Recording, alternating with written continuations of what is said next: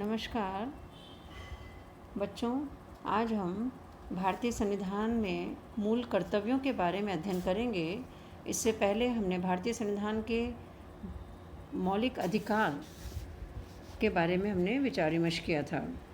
देखिए, 1950 में लागू किए गए भारतीय संविधान में नागरिकों के केवल अधिकारों का ही उल्लेख किया गया था, मूल कर्तव्यों का नहीं किया गया था उल्लेख।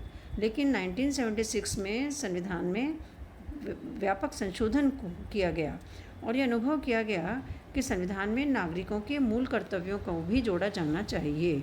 अतः संविधान का जो चतुर्थ भाग था, उस चतुर्थ भाग में सेक्शन ए जोड़ा गया, अ जोड़ा गया और उसके अंतर्गत मूल कर्तव्यों की व्यवस्था की गई। उस समय 10 मूल कर्तव्यों पर प्रकाश डाला गया था, लेकिन बाद में 86वां जो संवैधानिक संशोधन हुआ 2002 में, उसमें 11वां मूल कर्तव्य भी जोड़ा गया। तो बच्चों, जो मूल कर्तव्य जो हमारे संविधान के जो हिस्से बने, उसमें पहला जो कर्तव्य है वो मैं आपको बतला देती हूँ। संविधान का पालन तथा उसके आदर्शों, संस्थाओं और राष्ट्रीय प्रतीकों का सम्मान किया जाना, ये हमारा कर्तव्य है कि हम संविधान की प्रतियों का, संविधान का पालन करें, उसके अनुच्छेदों का, उसमें जो उल्लिखित है उसकी भावना का हम पालन करें। प्रत्येक नागरिक का कर्तव्य है और उसके जो आदर्श हैं उनका हम पालन करें। हमारी संस्थाओं का, राष्ट्रीय ध्वज का, राष्ट्रगान का हम आदर करें, जो राष्ट्रीय प्रतीक हैं हमारे। इसी तरह से दूसरा है राष्ट्रीय आंदोलन के प्रेरक आदर्शों का पालन। प्रत्येक भारतीय नागरिक का कर्तव्य है कि वह स्वतंत्रता के लिए हमारे राष्ट्रीय आंदोलन को प्रेरित करने वाले उच्च आदर्शों को हृदय में संजोए रखें और उनका पालन करें।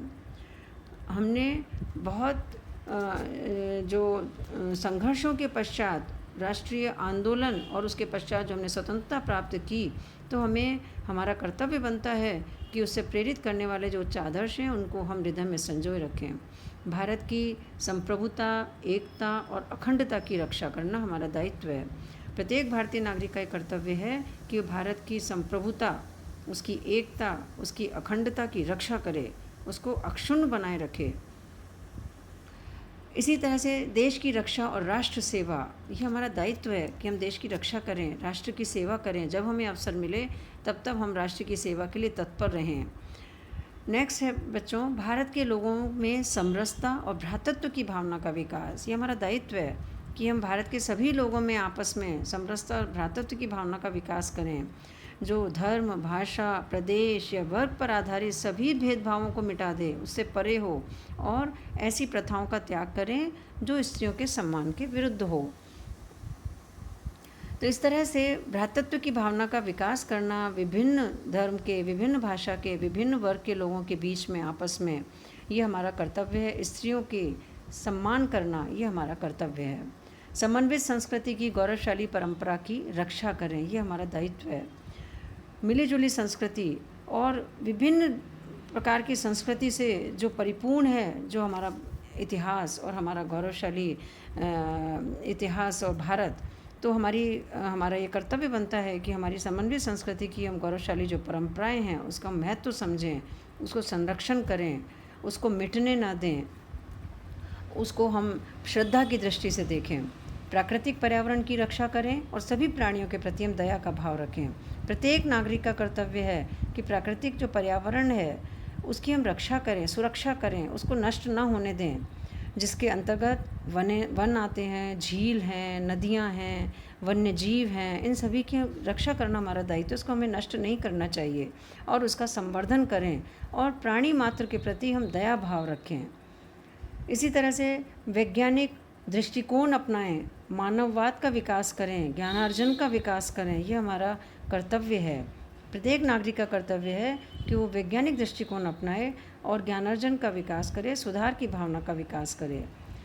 सार्वजनिक संपत्ति की सुरक्षा व हिंसा से दूर रहना, हमारा दायित्व है कि हम सार्वजनिक संपत्ति की सुरक्षा करें, राष्ट्र की संपत्ति को हम अपनी संपत्ति मानें और उससे उतना ही लगाव करें जैसा कि हम अपनी निजी संपत्ति से करते हैं।